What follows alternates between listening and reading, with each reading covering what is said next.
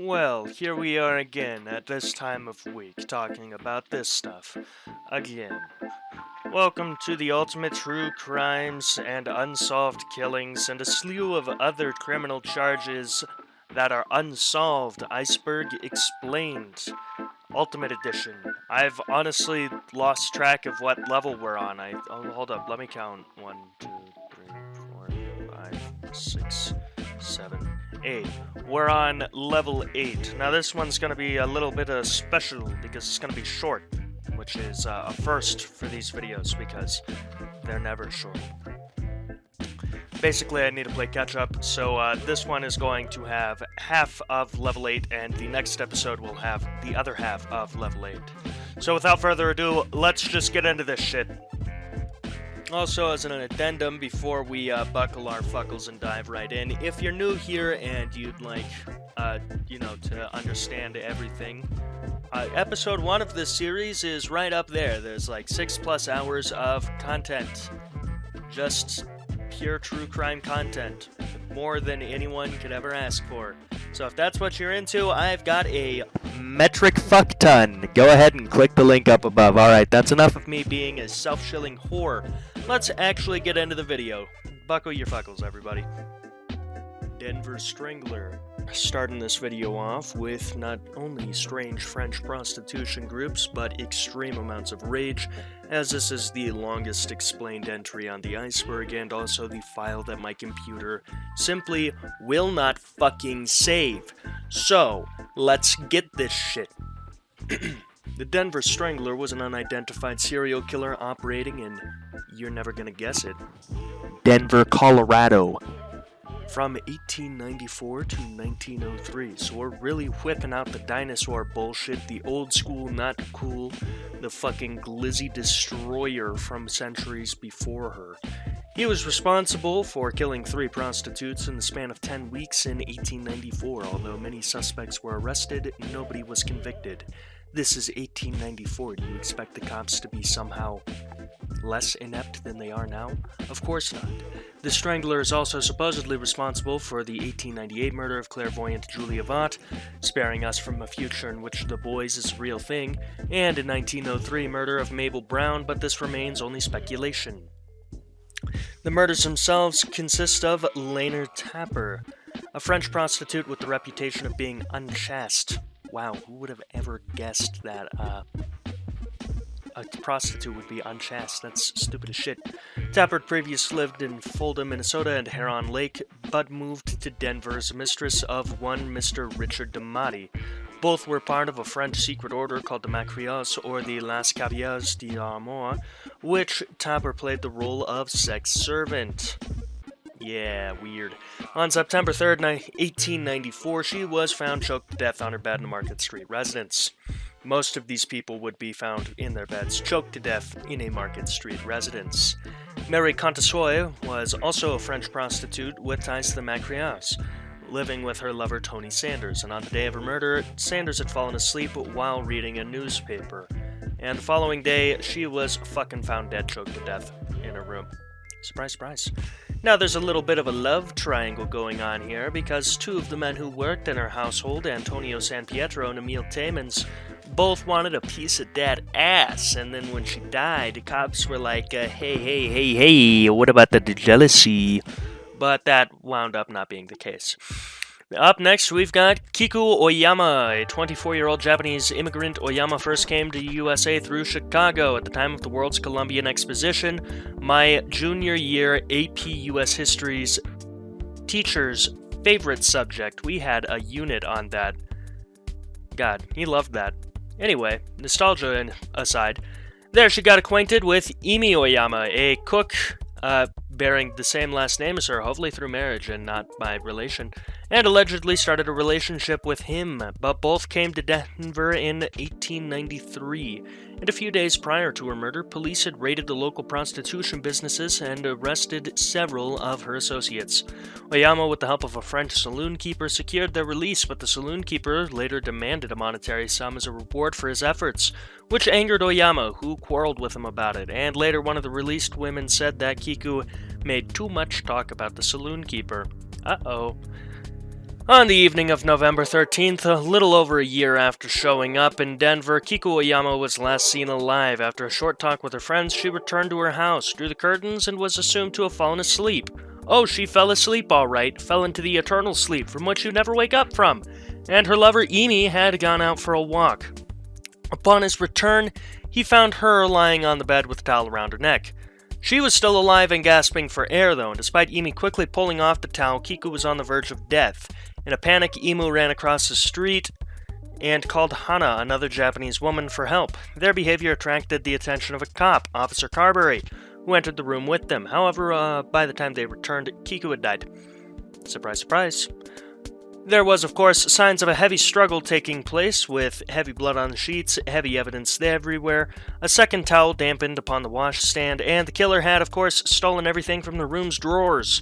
All the money and the keys, which was not a lot of money, but definitely concerning about the keys. Don't need Homeboy coming back for round 2, do we? Now, of course, there was also the suspected murders. Julia Vaught, a clairvoyant and medium, who said that she knew what the guy who was doing all this shit was like. Except if she really did, we really wouldn't have had this Wikipedia article, would we? Not as we see it. No, sir, ma'am, whatever respectful term you use for non-binary people. And Mabel Brown. 9 years after the initial murders, Brown was found dead in her room on Market Street. Uh-oh. Her hands had been tied. Uh-oh. And a handkerchief had been put in her mouth. And her throat had strangulation marks. Uh-oh. Like the other victims, she was also found lying on her bed. And there was speculation that the strangler was responsible for many other murders, but these murders that are speculated to have also been at his fault, were solved. Maybe. It's really hard to tell with our shitty-ass justice system, especially because it's fucking 1894. Back into this, the suspects were one Mr. Richard DeMotti. He lived with Lena Tapper and was also part of the Macrios, and he was only charged with the death of Tapper. Despite the fact that the evidence was circumstantial, he was considered the most promising strangler because, he's part of the freaky deaky French sex cult, and most people who are murdered by people that they know. But they didn't have enough evidence. The courts were like, oh, what the fuck is this? Get it out of my face. And that's what they did, and Richard DeMotti walked free.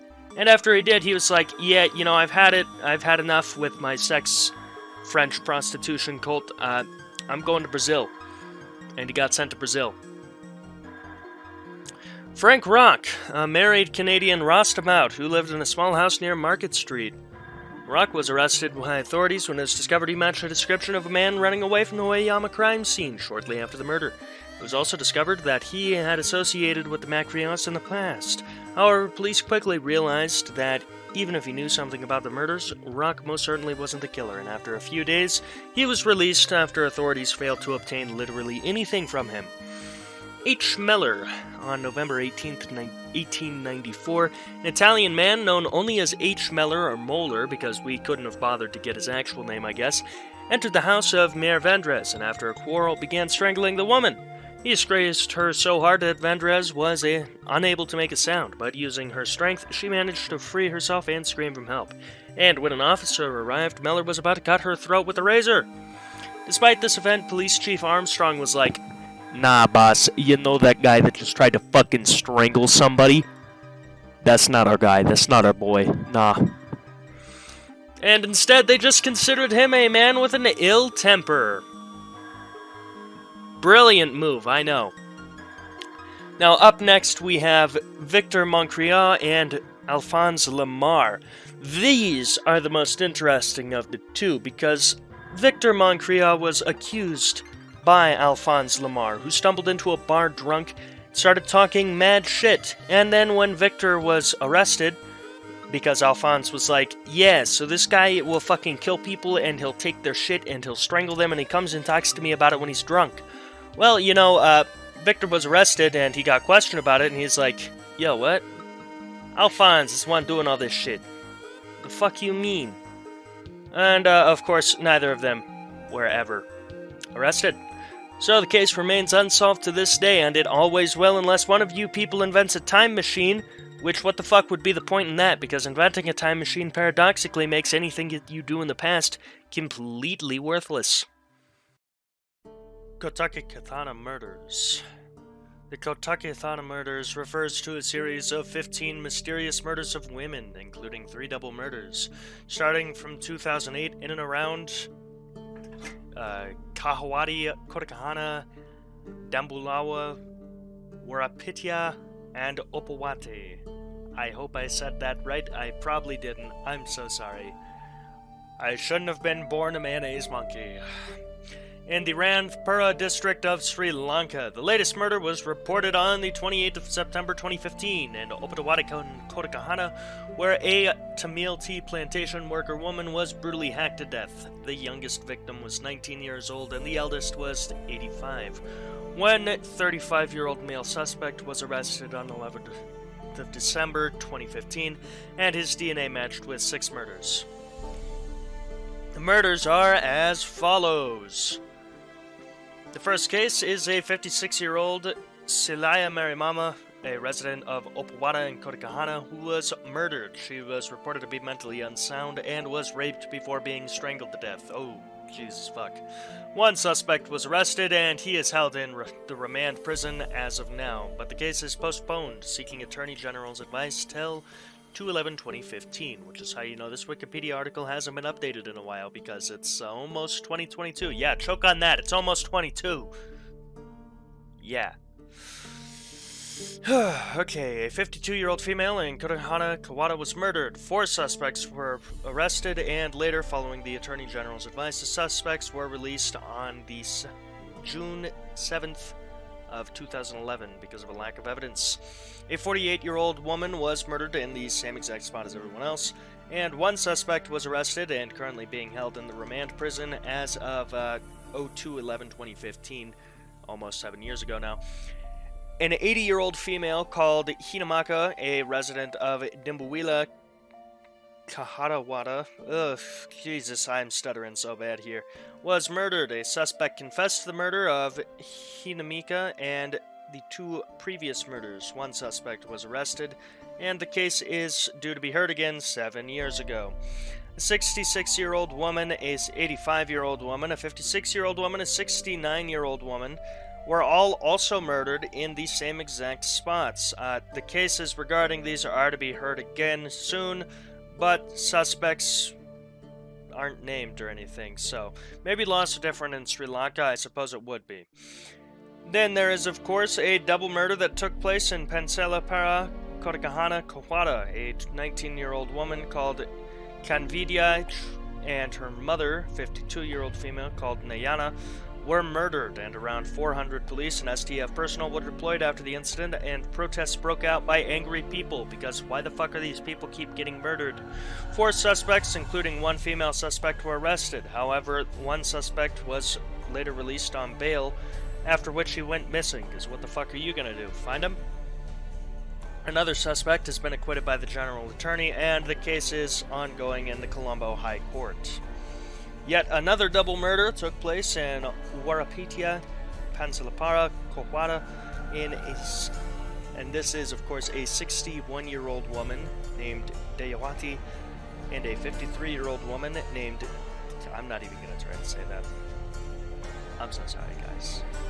They were burnt to death inside their house! Yes, these sisters were burnt to death inside their house, and after the incident, police set up a 10-man police post to address public fear. 1 suspect was arrested and then later released on bail, and this suspect later committed suicide. The case has been postponed since the suspect is, dead. Another double murder took place in Kotakethana, Kawada, and this was involving a 63-year-old woman and her 32-year-old daughter. They were murdered in their house, and then the house was set on fire. 3 suspects were arrested, and later on the 28th... What the fuck is that date alignment? The 28th of May, 2015, all the suspects were acquitted following a high court order. And then, rapid fire here, 66-year-old woman got executed, call that shit Palpatine. 31-year-old woman died, 39-year-old woman died, and a 48-year-old woman died. All of them died in similar circumstances, and the police believe that the murders may or may not be connected. I really don't understand why they're grouped together except by geological location, and this isn't exactly the act of a serial killer. Now I'm gonna stop embarrassing myself and quit reading this page. Disparos de Ilcier. Les Disparos de Ilcier, literally the disappeared of Ilcier, is a collective name given to between 9 and 12 disappearances of children in the French department of Ilcier between 1983 and 1996. Some of the children were murdered, one was attacked but survived, and the others have never been found. Only 3 of the cases, which themselves consist of 2 separate unrelated cases, have been solved, and the victims are as follows.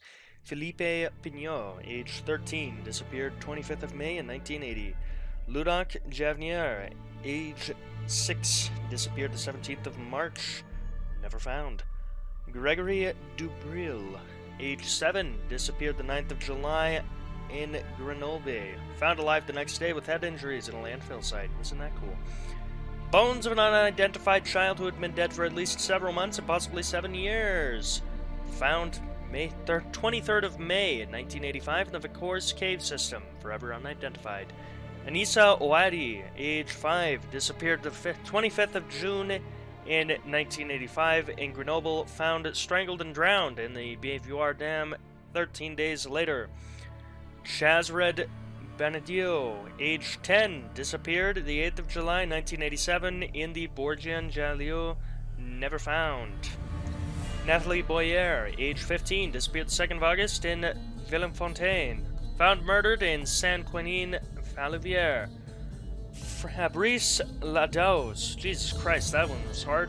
Age 12, disappeared the 13th of January in Grenoble, found murdered 3 days later, sexually attacked and with a head wound in Croissant-Chartreuse in the Chartreuse Mountains. Sarah Siad, age 6, disappeared the 16th of April in 1991 in Vorep, found murdered. Leo Bali, age 6, disappeared the 19th of July 1996 on the Massif du Talifier, never found. Saida Birch, age 10, disappeared the 24th of November 1996 in Voreppe, found murdered. In the spring of 2008, the authorities called a unit called the Mineurs 38, Minors 38, being the French departmental code for the ICR, comprising of several investigators charged with re-examining every case. There are, of course, only 2 cases solved. The murder of Rachid Bozien was solved shortly after the event. On the 23rd of August 1990, a man who had taken part in the abduction was arrested and accused his brother, who had by then fled abroad, of instigating the crime. The former was found guilty of abduction and murder and was sentenced to life imprisonment. He died in prison. Rest in piss, bozo. And number 2, the murders of Sarah Siad, 1991, and Saida Birch, 1996, were solved thanks to DNA profiling. On the 25th of July 2013, a man who had been 15 years old at the time of the first murder was investigated after traces of his DNA turned up at both of the different places where the 2 bodies were found. Suspicious, am I right? The man's profile was on the FNAEG, the French National DNA Database, due to having previously been arrested for driving under the influence and driving without insurance. The rest of the crimes remain unsolved and likely always will, so R.I.P. What the fuck? Okay, there we go. Lewis Clark Valley Murders. The Lewis Clark Valley Murders refers to a cluster of unsolved murders and disappearances that occurred in the Lewiston-Clarkston metropolitan area of northern Idaho. Considering this is Idaho, metropolitan means all of 73 people. Law enforcement investigators have identified 4 victims and possibly a 5th connected to a single unarmed suspect. The victims are, of course, as follows. Christina White. Christina Lee Chrissy White, 12, disappeared April 28, 1979, from Asotin, Washington. This isn't in fucking Idaho, what the fuck? After attending a parade with a friend, she had returned to the friend's house and telephoned her mother saying she felt sick. Her mother advised her to return home on her bike, but White never appeared and has not been seen since. The bike she rode has also never been found. Somehow she was connected to Idaho, I don't know. Kristen David. University of Idaho student Kristen Noel David, age 22, disappeared June 26, 1981, while biking from Moscow, Idaho. Oh boy, that's a nice name. To Lewiston. Her dismembered remains were then discovered July 4th in a celebration of freedom that same year from the Snake River near Clarkston, Washington. Lewiston Civic Theater Incident. Christiana Diane Nelson, 21, and her stepsister Jacqueline Ann Brandy Miller, age 18, disappeared while walking from Nelson's apartment to a grocery store in downtown Lewiston, Idaho, on September 12, 1982. Too close to September 11th, nothing good can happen in those few days except for my cousin's birthday. On the same night, Stephen R. Parasol, 35, an employee of the Lewiston Civic Theater located at 8th Street and 6th Avenue, went missing after going to the theater to use its laundry facilities. Parasol and Nelson had worked together at the theater and both attended Lewis Clark State College and were even neighbors, and the remains of the two were found March 19th, 1984. Literally 1984, oh my god, I can't believe this. In a rural area 35 miles from Lewiston near Kendrick, Idaho. Investigators were unable to determine a cause of the death for Nelson, but determined that Miller had been murdered. Parasol was never located. Investigators initially suspected that Parasol had been involved in the Nelson Miller abduction and murders, but later stated all three had probably been in or near the theater at the time that they had vanished, and were likely victims of the same killer. There are, of course, a few suspects. In 1984, Idaho State Police stated that killer Otis Toole had implicated himself in the murder of David and was their strongest suspect, but added that two other men had also confessed to the same crime. Whoops. In 2009, a retired Lewiston police detective who had also interviewed Toole said that he had ruled him out as a suspect, which was probably the smarter thing to do. In 1995, Lewiston police announced that Nelson Miller and Parasol may have been murdered together inside the Lewiston Civic Theater by another theater employee. The unnamed suspect, who was present at the theater the night of the trio's disappearance, had also lived in the home from which Christina White disappeared in 1979. In 1998, authorities from Spokane, Washington were investigating the killings that would later be attributed to Robert Lee Yates, interviewed with this same suspect. Let's see if I talk about Robert Lee Yates at some later entry in this series. I'm willing to put money on it that I do. In 1998, Lewiston police stated their belief that Kristen David's murder was linked to another Lewiston area murder and disappearance. In 2009, news reports stated that David had worked for, at the time, the Lewiston Civic Theater and may not have known the same theater employee suspected in the Nelson Miller Parasol case. In 2011, a 53-minute documentary examining the case Confluence was released, and as you can see, it really did a lot. In 2018, a two-part television documentary series examining the case Cold Valley, wow, very original, aired on the Investigation Discovery Network, and an Assotin County police detective who appeared on the program reaffirmed the links police had made to the earlier White and Parasol disappearances and the murders of Nelson and Miller, stating they were likely the work of the same killer. The program also linked the unnamed suspect with 3 other deaths in and outside the region, including an unsolved Chicago murder in 1963. Oh fuck, not Chicago. Don't bring them into this. Lisbon Ripper. I'm noticing a very distinct trend with serial killing naming conventions, and that is, it is either prostitute killer, strangler, or ripper. There's that's it. That's the only 3. So let's get into this. The Lisbon Ripper, or in Portuguese, O Estradador de Lisboa, is an unidentified serial killer who between 1992 and 1993 murdered 3 prostitutes in, you're never gonna fucking guess it, Lisbon, Portugal. The first victim was 22-year-old Maria Valentina, nicknamed Tina, who frequented the area around Avidas Novas, Avidas Defensoras de Chaves, and Avida de Cinco de Outuboro. She was found on July 31st, 1992 in a large cabin in Povoa de Santo Adrio, lying in a pool of her own blood. How nice.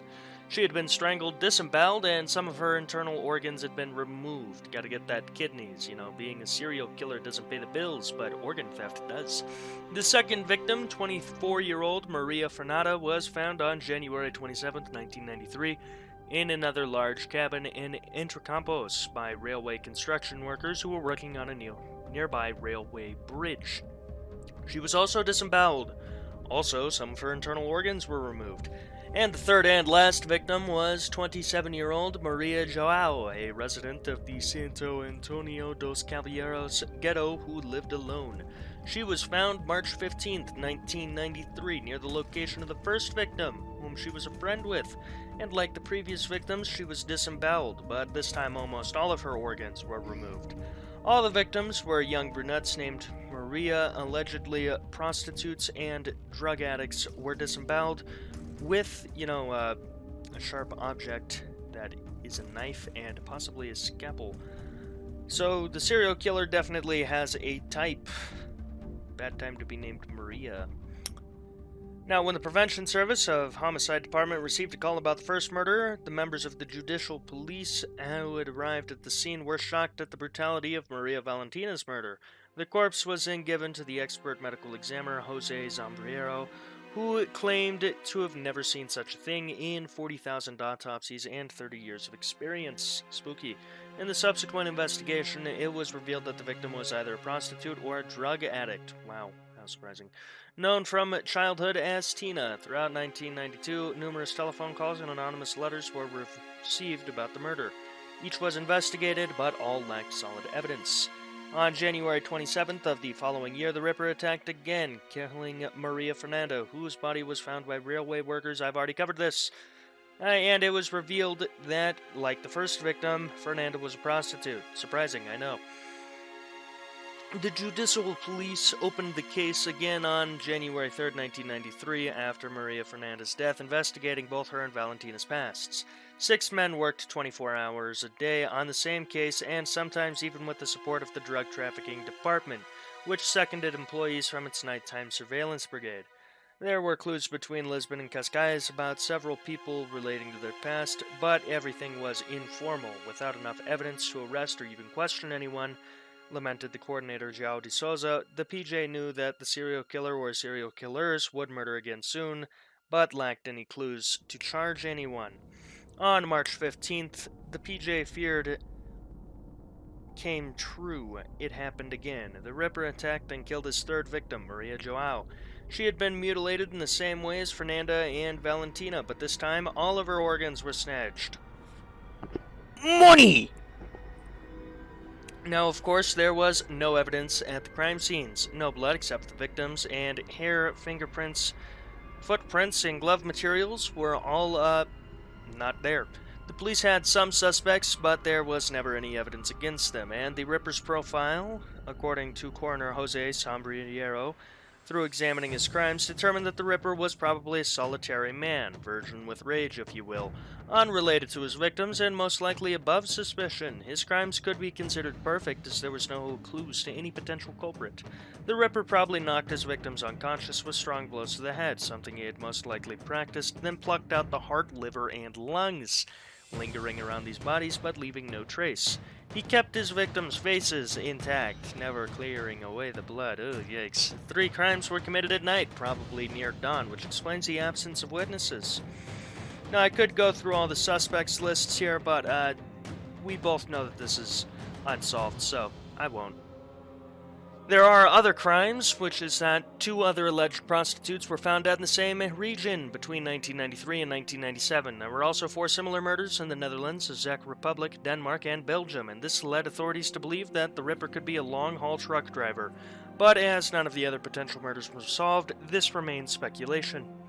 There was a lead that the Lisbon Ripper may have been a serial killer active in New Bedford, Massachusetts in 1988, known as the New Bedford Highway Killer, who I've actually talked about before.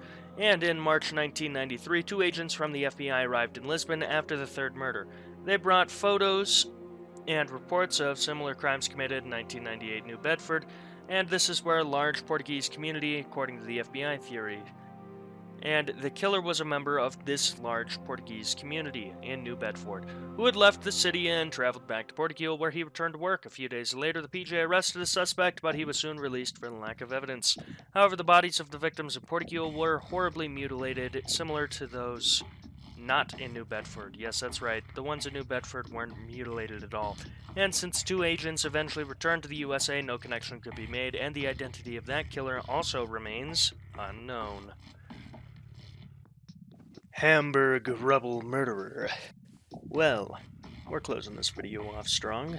The Hamburg Rubble murderer is the name of an unidentified German serial killer supposedly responsible for a series of murder in Hamburg during early 1947. In total, 4 victims were found. In January 20th, 1947, a deserted factory on the Bastrib, today the Hinrich Sandstrabe.